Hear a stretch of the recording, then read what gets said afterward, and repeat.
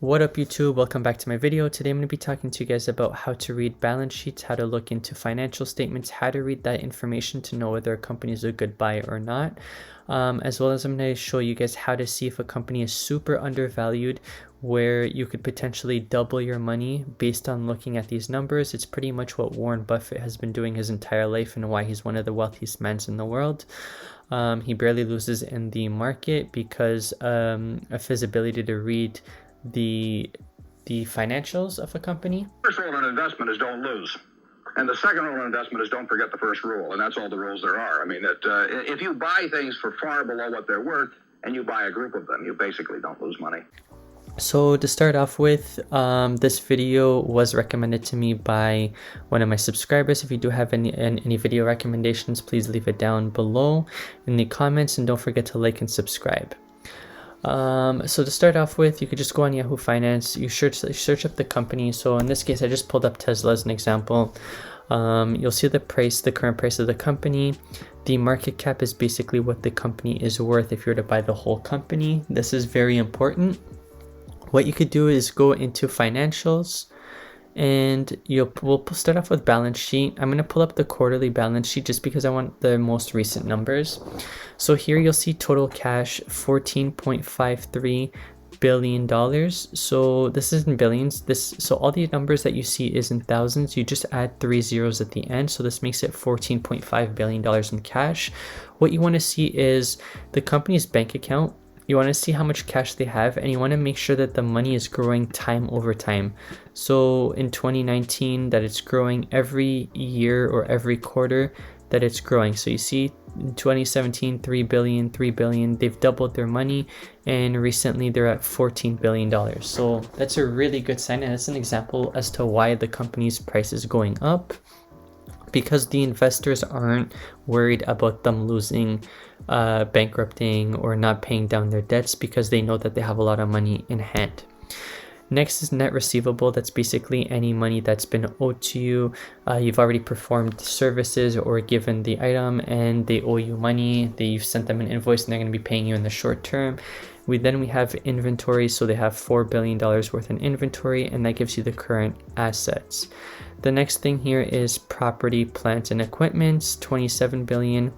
Accumulated depreciation is the depreciation. So over time, your equipment, your cars, your trucks are going to start going down in value, because over time things start going down in value, liabilities go down in value, and they deduct it from the property, plant, and equipment. It gives you $22 billion.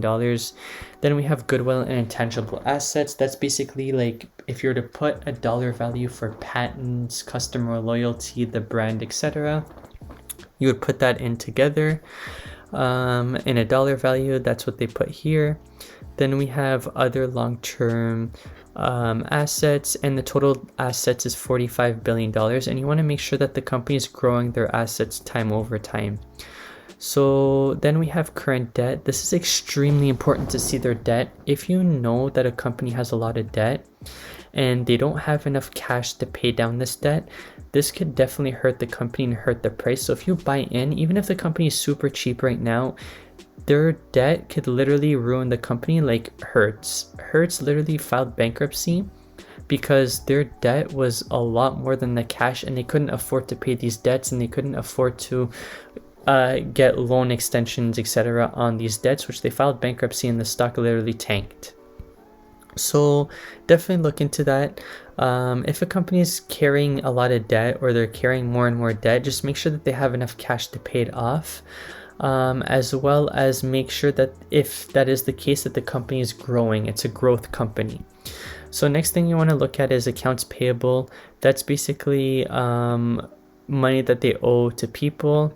So they've already received the service, etc., and they gotta pay out the company, pay out the vendors, etc. Then you have accrued liability.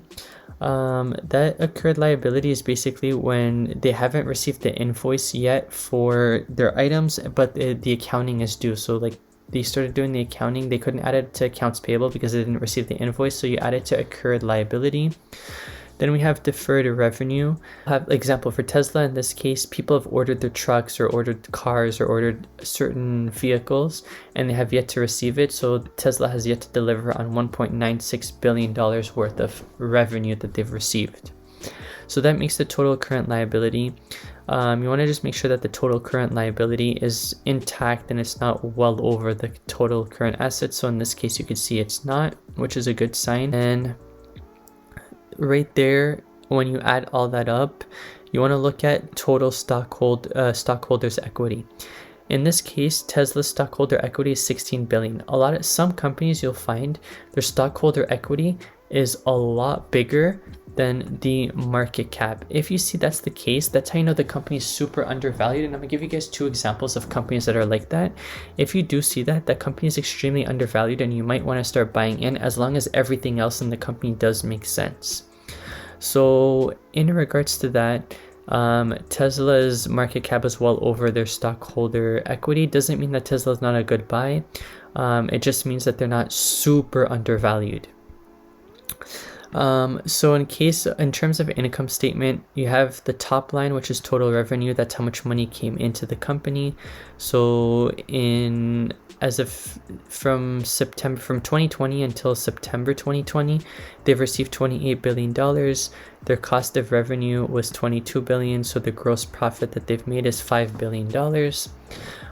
They've paid $1.3 billion in research and development, so they've paid to do research and develop their stuff. This is selling, general and administration costs, so admin cost, employees cost, etc. They've paid $2.8 billion. And you have your total operating expenses, which is basically just these 2 put together. And the bottom line is important as well. So you got to make sure year over year that their total revenue is going up, which as you can see, it has gone up and they still need 3 extra months to be added onto here. So you'll notice that every year their total revenue is going up. So the company's stock price should keep going up. You have the operating income. You got to make sure the operating income is good once you minus interest expenses, so their debts the interest that they pay for their debts. After taxes, there goes the net income. So as you can see, their net income was extreme. They were losing $2 billion in 2017, down to $1 billion, down to $800 million. Now they're profitable by $556 million. So that's why the company gone up they've gone up a lot due to the fact that they're finally making income, and this is a growth company that's going to be growing a lot. So you want to look at that just to make sure everything aligns before you know that the company is good or bad. If you see that the numbers are going, like total revenue is going down, then that might be a bad sign. In terms of total revenue, sometimes what you'll see is, like example, 2017 you'll see a number, 2018 it goes down, 2019 it goes up. So it's like going up, down, up. Just got to figure out what happened in 2018. If it's something temporary and nothing major, then it's okay to invest in the company. But if it's something extremely major, like maybe the company itself isn't good anymore, then you might want to look deeper into that. But other than that, that's pretty much what you want to look at. So an example of a company, Nordstrom. Nordstrom was ranked, it was selling for about $41. The price went down because of COVID. People weren't going into stores, etc. And a lot of the retailers were going bankrupt or were closing multiple of their stores. And Nordstrom was ranked by the analysts. The analysts were looking at Nordstrom as every other retail store, but in reality they had so much sales online, and their online sales were growing at a rapid rate since COVID. And not only that, they had a lot of cash in the account. Their total equity, like I mentioned, if you looked at this balance sheet, their total equity was way higher than the market cap of the company. So when I saw that, I started buying at the $12 mark, $13 mark, and I just held on until I doubled my money. So at that point, the stock corrects itself. Eventually, it'll correct itself. As long as they have money to go through any storm that they have, it will correct itself and you will double your money, triple your money, etc. Or at least you're guaranteed to make some gains. So a current example of a company like this is Alibaba. Before I get into that, what you also want to look into a stock is you want to go to statistics, and this isn't 100% accurate that just because you see this number it's guaranteed that the price will go up. But what you want to look at is the PEG ratio. So the PEG ratio is basically the price to earnings divided by their growth. So if it's under 1, that means it's a little bit undervalued compared to the growth that the analysts expect this company to grow to. If it's above 1, then it might be a little bit overpriced, but this may not always be 100% accurate, but it's definitely worth looking into, because if you see that all these factors align and they also have a low PEG ratio, then that will be a really good thing to do. But if the earnings has dropped due to COVID, etc., then it might not be 100% accurate. But as long as like the market's stable and there's no COVID or there's no recession, then PEG ratio would be a good thing to look at. So in terms of Alibaba, the price has gone down a lot due to one, possibly them being delisted, which I don't think will happen because they do have 2 years just to correct their accounting in terms of United States methods. And then they are being reviewed by the government. The government's looking into them because they're doing some monopolistic things, and because it is a communist country, people are getting scared that the Chinese government might go harsh on them. But I don't think it will be. They won't be punished that hard because Alibaba's too big. They might get fined or something like that, where they'll have to pay, and then just say that they won't. They'll make sure that they don't do anything crazy in the future. But anyways, let's get on to their income statement. So if you pull up their income statement, 2017, so total revenue 2017, 2018, 2019. As you see, these numbers keep growing higher and higher and higher. Even during COVID times, the numbers grown a lot more, and this doesn't even include the last 3 months. So, and then what you want to look at as well is their net income. And their net income has also been growing. So if you look at their earnings, they've been meeting all their earnings expectations, so that's another good sign. And if you look at the balance sheet, their assets have been growing, and they're already at $1.3 trillion in assets just as of March 31st. So they're 1.4 as of September, and the number's probably a little bit higher as of December. But those official numbers haven't come out yet. So if you look at, let me go, their common equity, they're worth about $755 billion if you just look at the numbers, not including their growth, not including anything about the company, but just the numbers itself. They're worth $755 billion. Now, if you go to look at the market cap, 648. So as of right there, you could already tell that the company is well undervalued. So this might be a company that you want to look into buying. So some people might be scared to get into this. Facebook had the same issue. They were being investigated in regards to how they're running their company, etc., in regards to social media.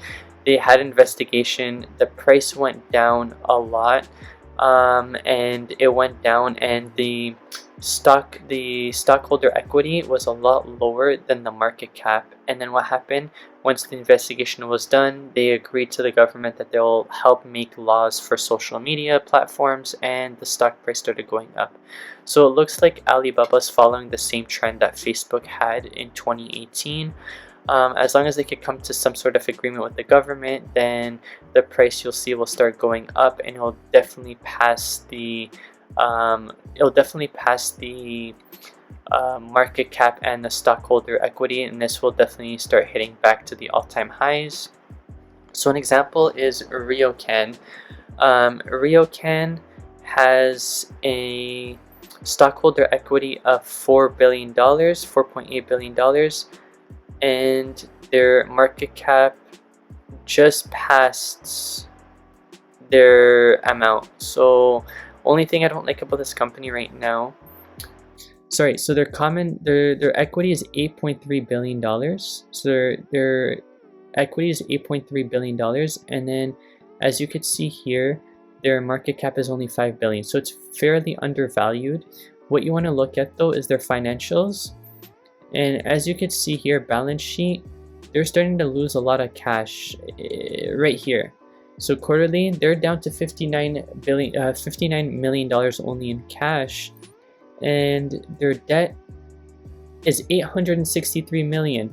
And right now, because this company has a bunch of retail stores, they have a bunch of retail stores, so it might not be the best time to invest in this company because their debts are starting to creep up. So what's going to happen is they're going to have to stop paying their huge dividends. They're going to have to stop paying their huge dividends, and you can see here historical dividends only. They're paying 12 cents of dividends every single month. So either one, they're going to have to stop paying their dividends, or two, they're going to have to get more loans and they'll get into more financial trouble. That's why I'm kind of avoiding this company. Another thing you might want to do when you're researching these companies is go into your trading platform. So in my case, I bank with TD. If you go to the section with analysts, you'll see their ratings. So whether it's buy or sell, and then you'll have price targets. So example, this guy right here, his price target's 308, and my bank lets me know what the average return is for the company and their win to loss ratio. So whatever they predict, how many times they're correct and how many times they're incorrect. So as you can see, this guy makes about 43% a year, and he's been on CNBC multiple times. So you can just Google his name to get more info and watch more of his information about the company. And you can see he's right about 79% of the time. So you could pretty much do that, and a lot of the times you'll see some big name like RBC, Barclays, you'll see some big name companies, Goldman Sachs, and they'll have price targets, and if you click on their name, you'll see how many times they're right. But right here, just by looking at it, every single analyst has been giving a price target, and the price target's well over the current price of Alibaba at 232. So long term, you're not going to go wrong with Alibaba. So that's why a company like that's good to buy. But that's pretty much what you do in order to look at all the financials and look into everything about the company before you definitely buy. So make sure you do your due diligence. Make sure you do research also news. Make sure you research the news. Make sure you research the CEO. Make sure you look into everything in regards to the company, but these are one of the most important fundamentals before investing in a company if you're looking to invest long term. If you do have any questions, you could definitely leave it in the comments. Don't forget to like and subscribe, and leave a comment if you have a video that you want me to do of your choice.